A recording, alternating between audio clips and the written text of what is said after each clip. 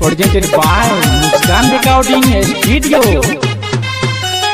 DJ Vikas, music by Vikesh Bhojpuria.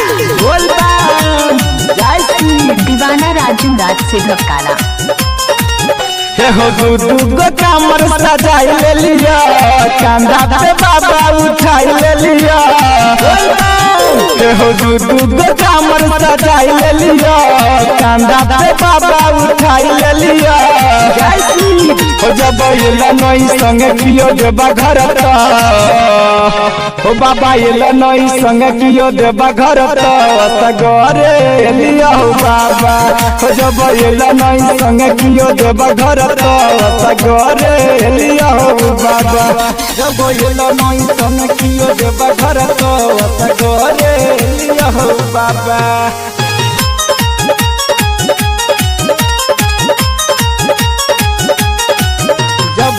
नई संग कियो देबा घर तो सगरे लिया हो बाबा। भांग धतूरा मिसरी में बा तोरे ठिले बा भोले बाबा हो। काबर उठा तो जोर से लगइबा बोल बम के नारा हो। भांग धतूरा मिसरी में बा तोरे चढ़े बा भोले बाबा हो। काबर उठा को जोर से लगइबा बोल बम के नारा हो बाबा ये नई संग कियो देबा घर त, हो बाबा ये नई संग कियो देबा घर त सगरे लिया हो बाबा। हो बोला ये नई संग कियो देबा घर त सगरे लिया हो बाबा।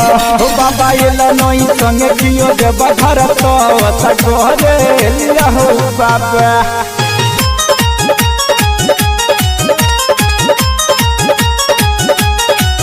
भोला ये नई संग कियो देबा घर तो सगरे लिया हो बाबा।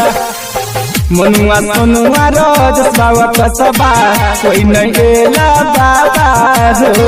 कटते कोना कठिन डगरिया भेल लट भोले बाबा हो। भोला बाबा हो मनुआ सोनुआ रोज बाबा कसबा कोई नहीं एला बाबा हो। कटते कोना कठिन डगरिया सुन भोला बाबा हो बाबा ये नई संग कियो देबा घर त, हो बाबा ये नई संग कियो देबा घर त सगरे लिया हो बाबा। हो बाबा ये नई संग कियो देबा घर त सगरे